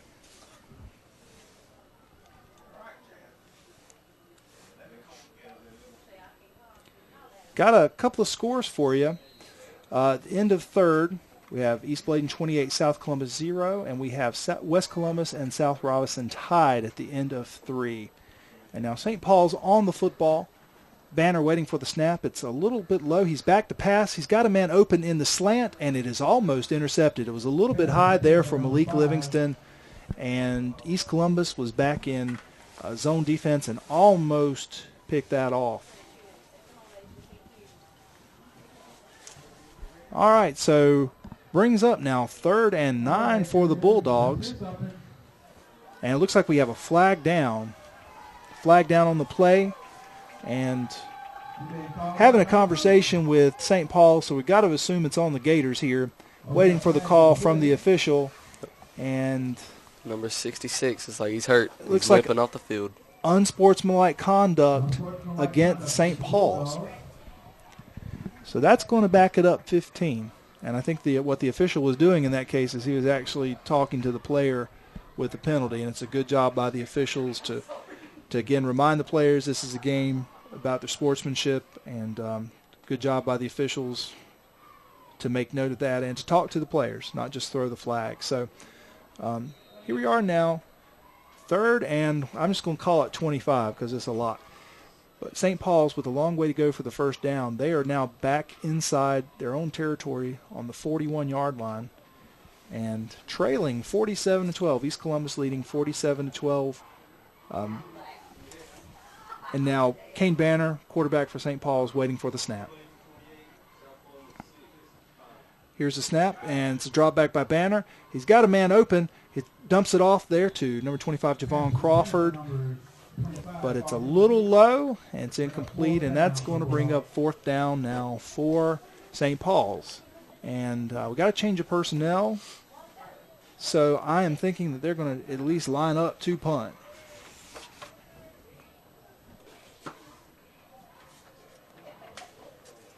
And Malik Livingston, number 5, is back to punt for the Bulldogs. And back deep, we've got number 8, Taryn Manning. Yep. High snap, and Livingston has to chase it down. It's a low kick, and it takes a good bounce. But Malik Livingston did an excellent job of corralling that one. He almost had to back up 3 or 4 steps to get underneath it. So East Columbus now with the football and on their own 32-yard line, in control, 47-12, with 2:46 left in the 3rd quarter. And East Columbus came out of the first half after halftime, scored a quick touchdown, answered with a quick stop against St. Paul's, and then now a second stop and back on offense. So East Columbus's defense has done an excellent job in the second half of stopping the very potent, very well disciplined and coached St. Paul's offense. So here's Ratliff once again and taking the snap. And that's going to be a handoff now to Greg Melvin. He gets around the outside. He's got some room. He's at the 40, the 30, the 20, and brought down at the 15-yard line. Excellent effort by St. Paul's. That is number 10, Xavier Downing. Did not give up on the play, chased it down, and just got a shoestring. So excellent job there by Downing. It's a big play. East Columbus, 1st and 10 on the St. Paul's 15-yard line now, leading 47-12 in the 3rd quarter, 2:36 left to go.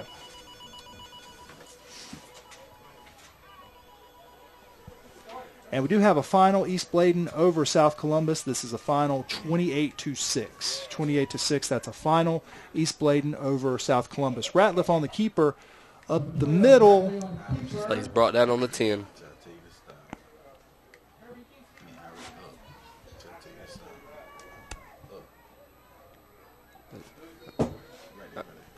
It is 2nd down. The winning 50-50 ticket is 7-4-1. And here's Ratliff lining up with Nick McClure in the backfield. Got 2 tight ends, 1 wide receiver, and it looks like that is Ratliff on the keeper. Gets a block by Derek Young, and he is in the end zone. Nice block by Derek Young. Was able to spring Ricky Ratliff around left end. And ladies and gentlemen, that makes it East Columbus 53, St. Paul's 12.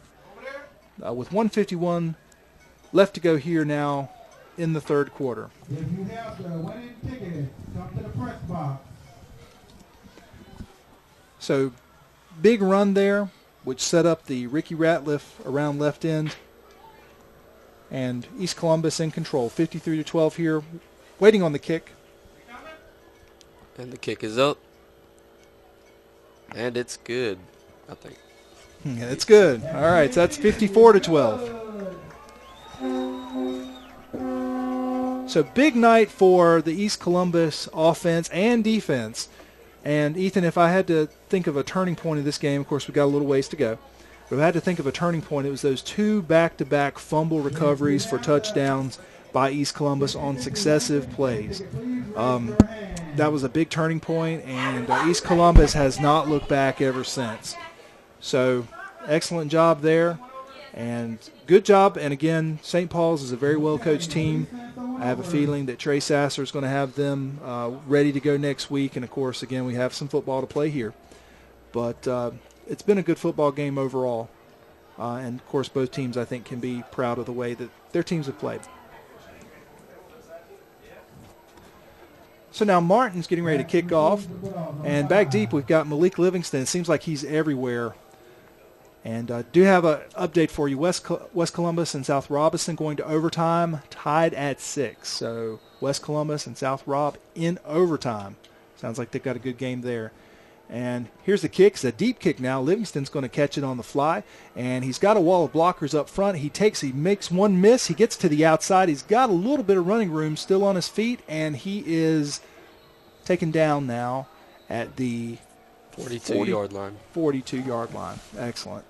So nice return there by Malik Livingston. And again, he's done it all tonight. It's been everywhere. Definitely an asset to St. Paul's, and finally got a chance to return one on the kickoff, and returns it up close to midfield now, 42-yard line. St. Paul's takes over 1st and 10 for St. Paul's on their own 42-yard line, trailing now 54-12 in the third quarter.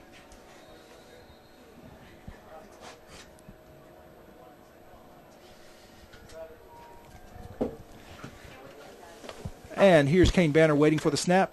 He gives it off to Williams up the middle, and met there by a host of Gators led by number 44, L.J. Little. Looks like that's going to bring up 2nd down and 9. And we do have a winner. Check that. That'll be 2nd, and we'll call it 8. And Banner's waiting for the play to come in. He gets it and relays it to his offensive line. And we've got spread right, split left, or flanker left. And here's Banner with the snap and gives it off to Williams. Over the right side, getting a few yards. And brought down after a decent run there. But well short of the 1st down. It is 3rd down. And St. Paul's up on the football. We've got about 43 seconds left in the third quarter. Ball is marked on St. Paul's 49-yard line. Banner waiting for the snap. Out of shotgun, he takes it, and it's a quick drop. And it's caught there, and looks like that's going to be Deion Gilchrist on that side. I checked that. That is not Gilchrist. That's Malik Livingston on that side. So that's a short game, but enough for a 1st down. So St. Paul's now moving the football a little, throwing. And, of course, the one benefit to throwing the football a little more is it does stop the clock if there's an incomplete pass, and St. Paul's kind of working the sidelines. So here we go now, St. Paul's. It is 1st and 10.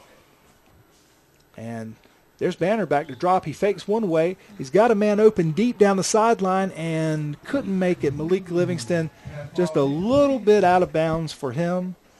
Pass was on target, but could not quite get there. Livingston, once again, was open, but a little bit overthrown there by Kane Banner.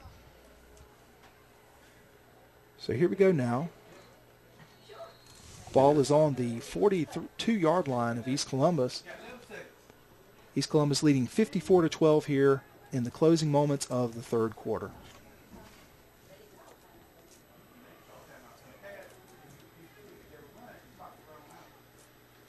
And here's the snap. Handoff to Williams.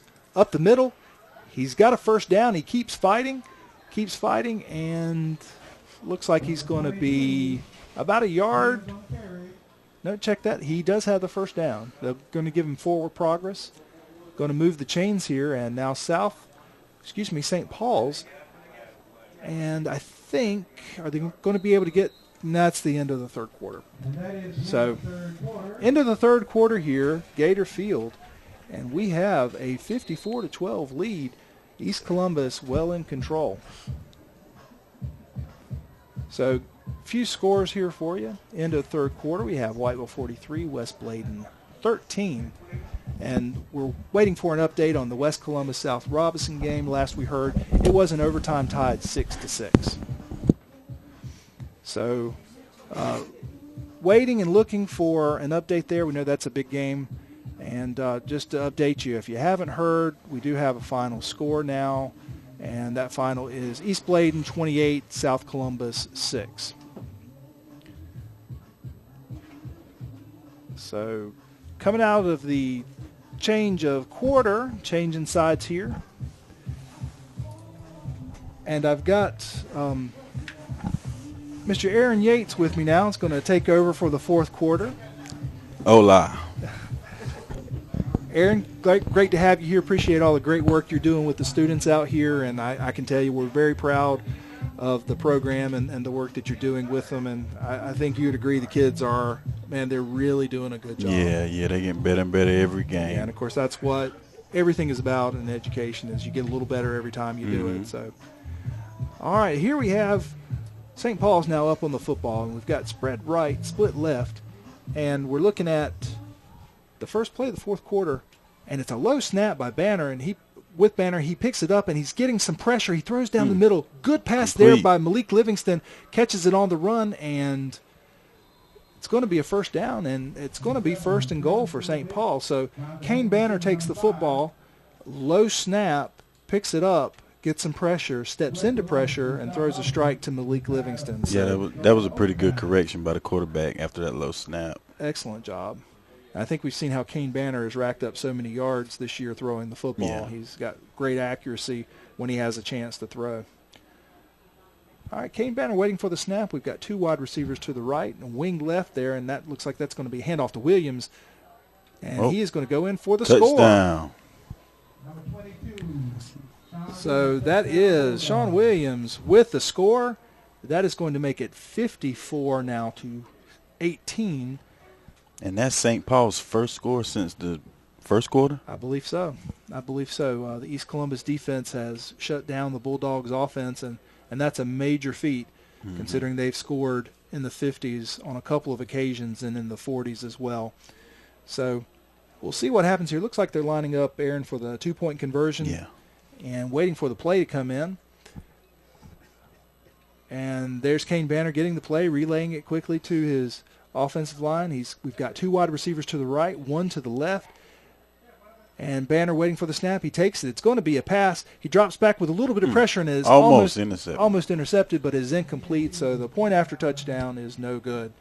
And that leaves us with the score, East Columbus 54, St. Paul's 18.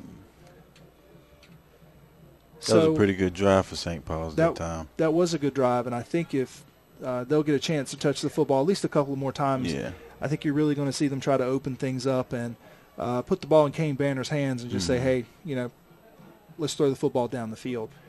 Yeah, that's something we haven't seen since the first quarter from them. Yeah, and just want to say, too, for those of you that are listening in, and we had a great performance at halftime by the dance team and the cheerleaders, and the band played very well in the beginning of the game. And also, we've got St. Paul's band over here. We see them on the other side. They've been trying to fire up their side. Oh, yeah. So, and we just can't forget, man, it's a lot of opportunities for kids to learn, and not only on the football field, but around the football field. And, nothing like high school football and nothing like high school athletics. So great job all the way around.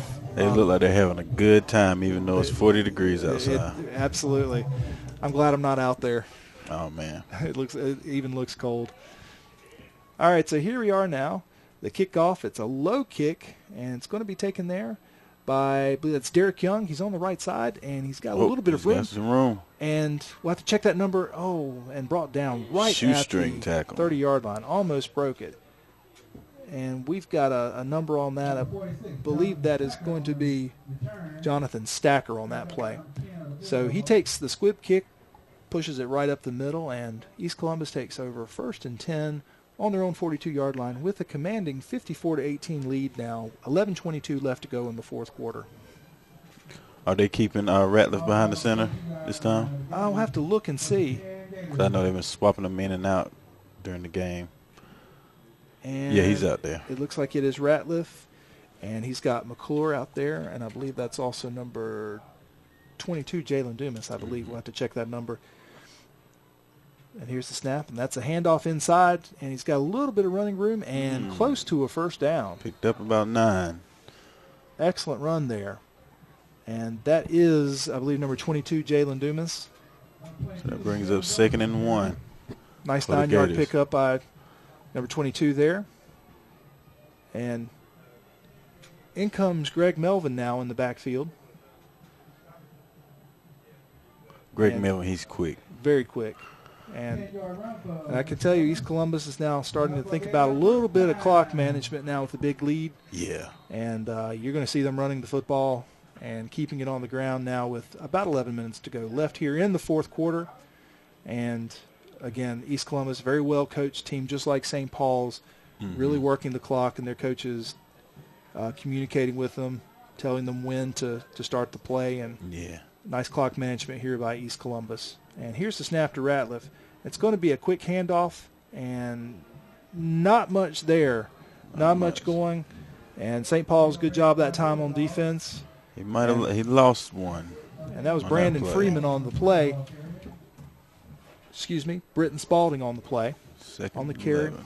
And it's going to bring up 2nd and 11 now. And it's nice now that they're doing some clock management. We can have some time to breathe. 'Cause Yeah. This has been a fast-paced game. And East Columbus is once again back on center, ready to go. Ricky Ratliff, Greg Melvin, and Britton Spalding in the backfield. First quarter felt like the fourth quarter to me. Absolutely. That was the longest first quarter, I think, in the history of high Yeah. school football. And it might be the most points scored in one quarter. What was the score at the end of the first quarter? We'll have to check. I Okay. think there were 34 points scored. Flag. And it's hard for me to even remember the first quarter at this point. This has been a lot of football here, a lot of good football. Got a flag on the Yeah. play, and that's offsides against St. Paul's. Makes it a little easier now, 2nd and we'll call it 6 for East Columbus.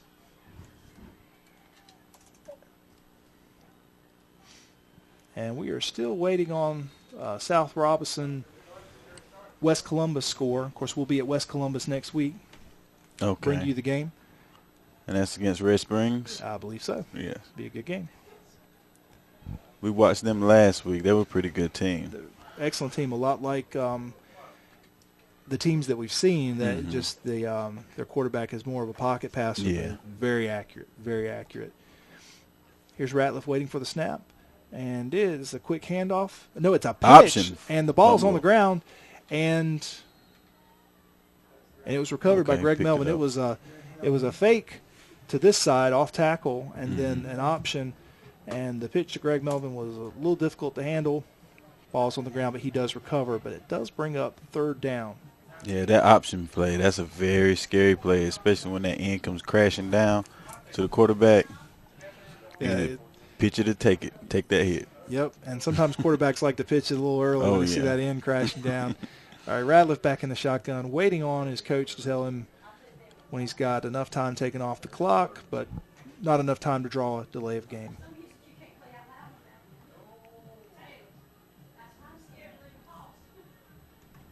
Oh.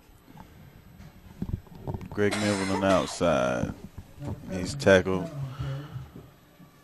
Have Greg Melvin on the carry, and that's going to bring up 4th down. East Columbus burning about 3 minutes off the clock with that series, and right now that's the name of the game, is burning up time. East Columbus is going to bring out the punt team. We're going to see a punt coming up, and Ricky Ratliff back to punt, and we've got, I believe that would be Jamel for St. Paul's. The special teams have been working all night long tonight, both ways. Kickoff, return, punt. And there is a decent punt, and it looks like it's going to drop in at the 10. Close to, certainly inside the 20-yard line. We'll see where they mark it. That's going to be right near the 11-yard line. So good punt there by Ricky Ratliff. And he is having a good night on all parts of the game. Yeah. Behind center and punting game. So St. Paul's now in business, 89 yards away from a score, trailing East Columbus 54-18.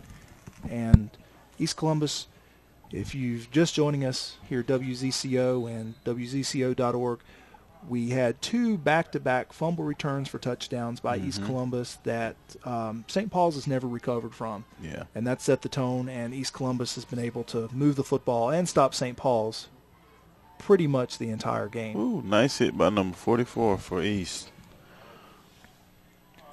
And that is L.J. Little there, L.J. Little. who's had a good night playing defense there. And so winding down to 7:30 left in the fourth quarter, East Columbus up 54-18 once again, and St. Paul's with the football on their own 11-yard line, 12-yard line. 12. Check that. And so there's Banner waiting for the snap out of the shotgun. Takes the snap. It's a fake handoff. He keeps it up the middle and is brought down almost immediately after a short gain. And it looks like there was a fumble on the play. Was it a strip or a fumble? We're waiting for a call. It is a touchdown.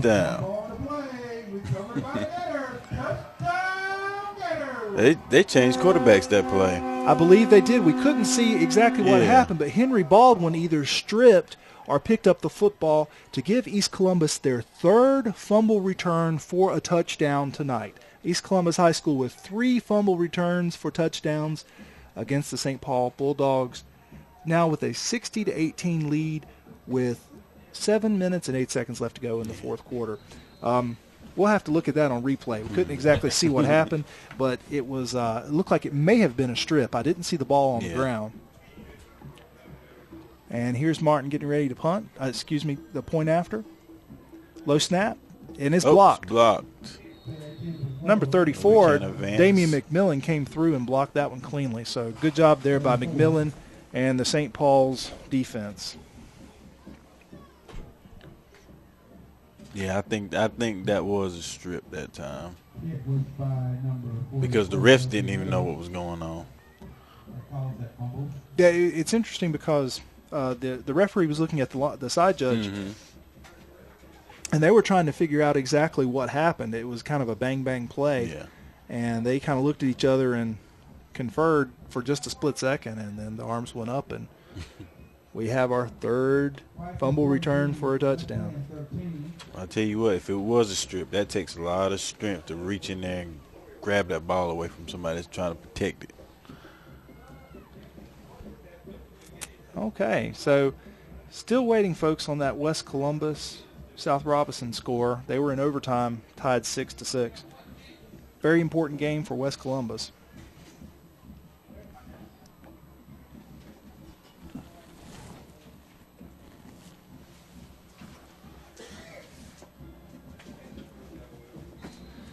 All right, St. Paul's set to receive, and it's an onside kick, and it's recovered by the Gators. No, yes, it is. Yeah, it is. An onside kick. Mac Jenkins recovers for the Gators.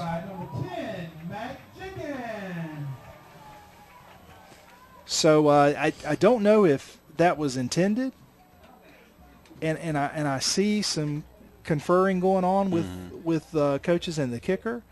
It could have just as easily been a missed kick. They've been squibbing all night, and it seemed like that was a short squib, but East Columbus recovers, leading now 60-18 with the ball on the St. Paul's 39-yard line.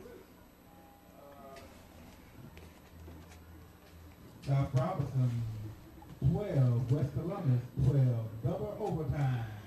And we just received word. You probably heard that on the announcement. 12-12 overtime. South Robinson, West Columbus all tied up. So good game there down in Roland. And fake handoff. Ratliff keeping. Yep. Ratliff over left side. And looks like a pickup about 7 there. Flag on the play. Looks as if it's going to be sportsmanlike conduct. We have a flag on the play. St. Paul's. was a little tussle at the end of that play. And Aaron, I do want to mention something. I realized we're actually going to see St. Paul's and West Columbus next week. Yeah, we will. So we'll have Red Springs coming up on the 26th. Oh, the 26th. So, yeah, so Okay. we'll be back to see St. Paul's at West Columbus. So we'll be bringing you that game live on WZCO 89.9, Chadbourne, North Carolina, and also WZCO, where you can find links to all the places we're doing the great live streaming of this football game, both video and audio, and just audio. Heck, you could even get it on your cell phone or even your landline phone. Personal foul. Yep, got a personal foul against St. Paul's, and that's going to march the ball on down the field, give East Columbus a first down, and now with 60-18 lead now, East Columbus, 6:50 left to go in the fourth quarter. Definitely going to be looking at running some clock here.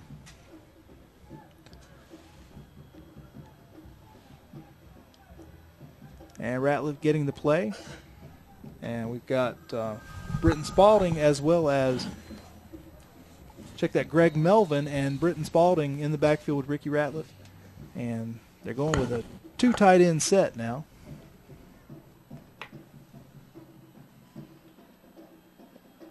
And Running off a little clock. running off clock. And there's Ratliff waiting for Coach Cassell's signal to begin the play.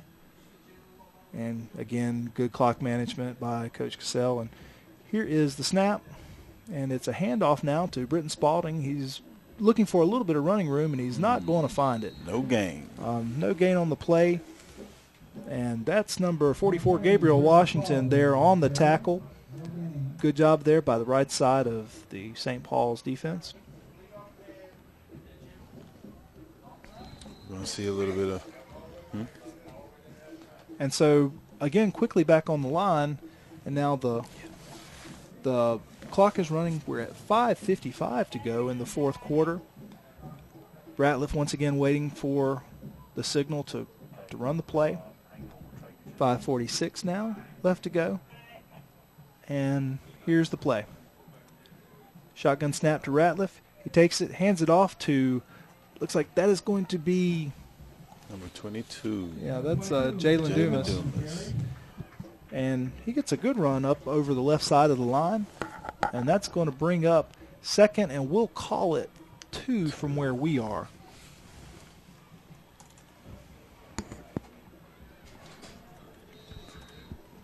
And now with 5:15 left to go in the fourth quarter, East Columbus leading 60-18.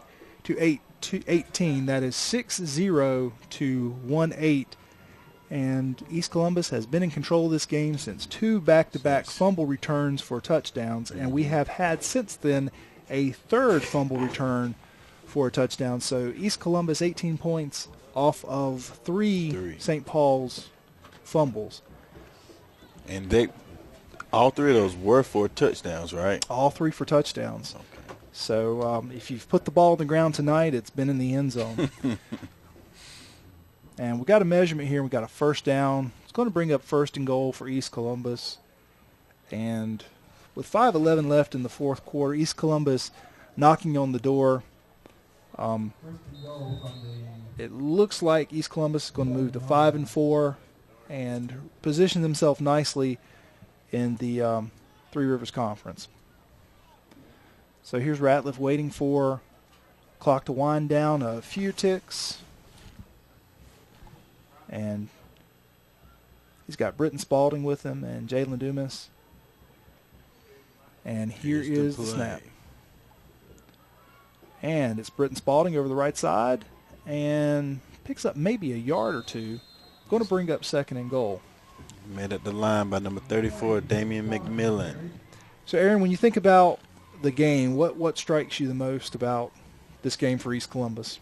Oh, man, what strikes me the most was it seems like last week they got down because Red Springs jumped out on them with a 2-touchdown lead, and it seems like they couldn't come back from that. But tonight, since they jumped out on St. Paul's, it looks like they kept their momentum on throughout the whole game. Yeah, and I would definitely agree. They came out swinging. They came out fighting, and played well on both sides of the football in the first quarter, and that Yeah. set them up for the rest of the game. Looks like we got Britton Spalding right there in the middle, and that's going to bring up third and goal.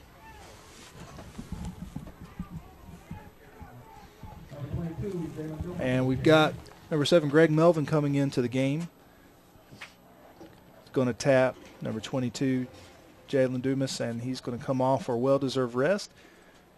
So we're going to have Spalding and Melvin in the backfield with Ricky Ratliff getting the call and walking it in.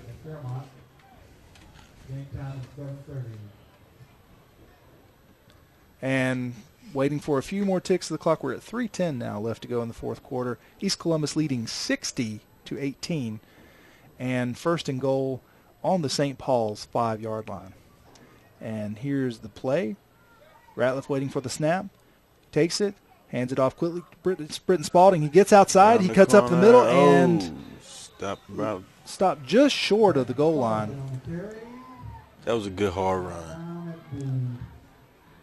And we're going to call it third and goal from the 2-yard line there, Aaron. And looks like we may have had Spalding shaken up a little bit on the play. Yeah. He's up, and I think he's ready to roll. So now with 2:27 left to go in the fourth quarter, East Columbus leading 60-18, and looking for one more score on the 2-yard line of St. Paul's. And we've got, I believe this is fourth and goal. Ratliff waiting patiently for the clock to wind down. And here's the snap. It's a quick handoff, and looks like we've got some movement on the play. Got a flag on the field, and looks like that would be a dead ball legal procedure, but we'll wait for the call. Yep, dead ball legal procedure against the Gators. It's going to back them up to the 7-yard line, where it'll be fourth and goal now for the Gators. And with 2 minutes left, 2:03 left here in the fourth quarter, now the clock is winding. We're down to 2. This will take us down close to a minute and 30 left to go in the game, regardless of the outcome. So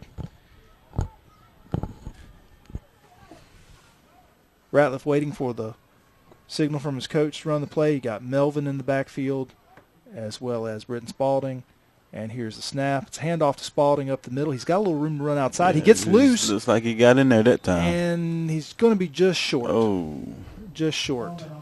2-yard line. Stopped at the 2-yard line. Britton Spalding. So with a minute 22 left in the fourth quarter, St. Paul's takes over on downs, 98 yards from a score. And this has been a good game. This has been a really good game. It's been a good game for East Columbus. Mm-hmm. And I think this will go a long way to propelling them for the playoffs. But I will say St. Paul's, a very talented team. Again, Trey Sasser, an excellent, excellent coach who will have these guys ready to play next week at West Columbus. Yeah.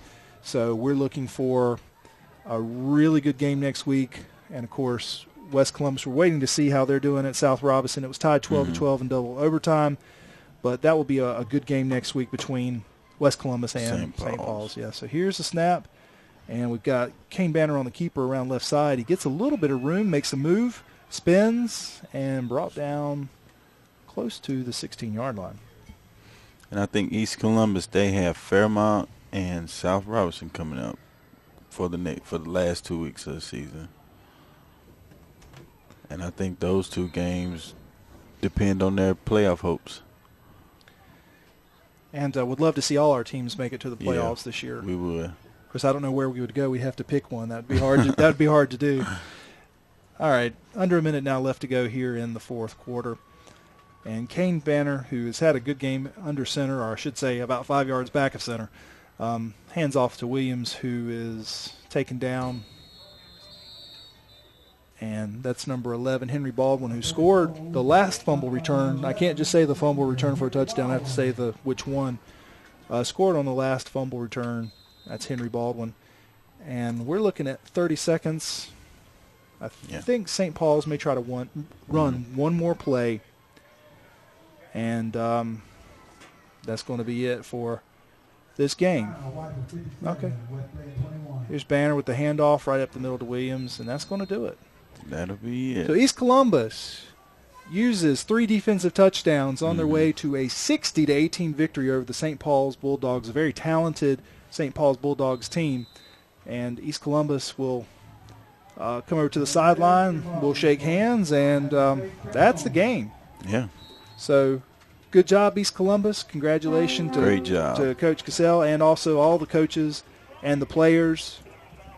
Great job tonight. So 60-18, and we're going to hang around just a little bit. We'll talk a little bit about the game, and also we're still going to try to wait around for that South Robinson West Columbus score so we can give that to you.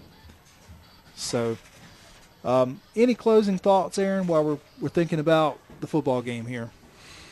Oh, man, this was a great game tonight. Even though St. Paul's couldn't pull it together, I really have respect for East Columbus and their hard work tonight. Putting up 60 points tonight. Right. That's pretty impressive. Pretty impressive, and I think as you go on and think about postseason, one of the things that you have to go deep into the postseason is going to be a good defense. And I think tonight we saw East Columbus play very good defense against a very fast, very capable, and very, quite frankly, very talented St. Paul's team that had put up an average of close to 50 points a game. Yeah. And tonight they were held to under 20. And I'd have to check. I believe it is their lowest point total of the season, St. Paul's. So going forward, I think the coaches from East Columbus have to think that they've, if they can reach the postseason, their team has evolved to the point where they could go far with the balanced attack they have on offense, the speed they have on offense, but how well they play on defense. So I'm really excited to see how East Columbus goes, how they do from here on out. Yeah, because in football, well, in all sports, you have to have offense to score. But defense puts you in a position to score, especially in football. And that happened a lot tonight. Their defense put them closer to the opposing goal line a whole lot. And not only do you have the 3 touchdowns scored by the defense, Right. but there were 2, possibly 3 other scores that were a direct result of just outstanding defensive play. And there were also a couple of other turnovers thrown in there as well. So defense wins the night tonight for East Columbus, and really made a difference, I think, all the way around. So once again, East Columbus with the victory over St. Paul's, and we're waiting on the South Robinson West Columbus score, and they were tied 12-12 in overtime, double overtime. And so we're going to hang around a little while and try to wait for that. So, Aaron, while we're waiting, do you want to tell the audience what setup is like for one of these games for the students and I guess for us? Okay. Well, basically we have a 3-camera setup, and it's very, very intricate. We got 3 computers, one for our streaming, we have one for our switching, and we have one for, well, tonight we have one for YouTube. We have our 2 mics that we have set up running in a mixer board, and all those things have to be set up and plugged in before the game, and it takes us a while to do that. I think we have more cable up here than AT&T laid in Manhattan. Yeah, I believe so. There's a lot of cable. Talk to us about where the cameras are situated, because I think some people might be interested about what the viewpoints are, and then how we get the signal from the cameras all the way up here in the booth. Well, we have 2 cameras on. We have 2 on the field that are placed about 10-yard line, and we have 1 on top of the press box. Those 2, the one that's up top is our primary camera. It gets the aerial footage, and that's the one that we see the most. And the ones on the field get the action, and we switch to those as secondaries. But the way they're set up by Ethernet. And what are those boxes called? They're called Balins, so they convert the signal, Yeah, and they send the signal up here to our switcher, and the switcher outputs that footage to our streaming camera, and that's what you get at home when you're watching it. And so if you go to WZCO.org, you can actually see some photos of our setup and some of the students in action. But the portable switcher that we have is something that really adds a lot of benefit to what we're doing, because we can actually switch between up to 6 cameras. Yeah. So, certainly added a lot of enjoyment. I think more importantly is giving the students a really authentic experience for broadcasting a game. Hey, Aaron, I got a final for us now. Whiteville 57, West Bladen 21. So the Wolfpack taking care of West Bladen tonight. Okay. And again, we're still waiting for West Columbus and South Robinson. They're tied 12-12 in double overtime. I think about some of the games I've seen in college recently. I think it was the West Virginia Baylor game. I looked at the score and I said that must have been 6 overtimes, and I think it was regulation, and it was 70-64 or something insane like that. So, certainly games can go on indefinitely. I know their defensive coaches were having a fit after that game. I think so. I think it'd be hard to score 70 points in a college football game. If there wasn't a defense on the field, it'd be hard to score that. So, I think there are also, now with the college football season, we're starting to see some matchups really come into play, and now that the BCS standings, I think, come out this week, I believe. Yeah, this week. College football is starting to get interesting, as they start playing down towards bowls, and I love bowl season. For they have a football. new bowl set up this year, don't they? I believe they do, yeah. Okay. But see, I don't like to watch the New Year's Day bowls. I like to watch the ones that happen like December 16th. Yeah. Because those are the kids that they're the ones out there that are just playing because they love the game. There's a lot of really good football played in those early bowl games. So. Yeah. All right, still waiting now on a score. We've had some updates, but nothing since the 12-12 double overtime tie between West Columbus and South Robinson. And we're going to hang on for a couple more minutes, but we've got about 800 feet of cable that we got to roll up. And I have a feeling Coach Bracey is probably going to cut the lights off on us if we stay around too much later than 10:30 or so. So we may not be able to hang out with you much longer. I was thinking if West Columbus's game, if their overtime is anything like our first quarter, it might still be 12-12, second overtime. Yeah, I was getting scores at the end of the first quarter about third quarter scores. So I was like, that was definitely a long, long quarter. Yeah. Okay, South Robinson, we have a score. South Robinson over West Columbus, 23-20 in triple overtime. So South Robinson winning at West Columbus, 23-20 in triple overtime. So, next week we'll have West Columbus at St. Paul's, or St. Paul's at West Columbus, and we'll be bringing you that broadcast. And I certainly hope you tune in. And just closing thoughts, very proud of East Columbus tonight. And also thought St. Paul's played well, and I know that they'll bounce back next week and be ready for West Columbus. Looking forward to bringing you guys that game. And we really appreciate you being with us, supporting our programs, supporting our school system, and, of course, the main thing is supporting our students and our kids. And, Aaron, thank you for all the work you've done. Yeah, and thank you. For Mr. Hobbs and for Aaron Yates. My name's Kelly Jones, and this has been WZCO 89.9 and WZCO.org. East Columbus taking care of St. Paul's tonight by a score of 60-18. So good night for East Columbus, and we hope that you will have a good night. Enjoy the weekend, and if you're listening to us on 89.9, you'll be returned to our regular programming in about 15 seconds. So thank you. Have a great night.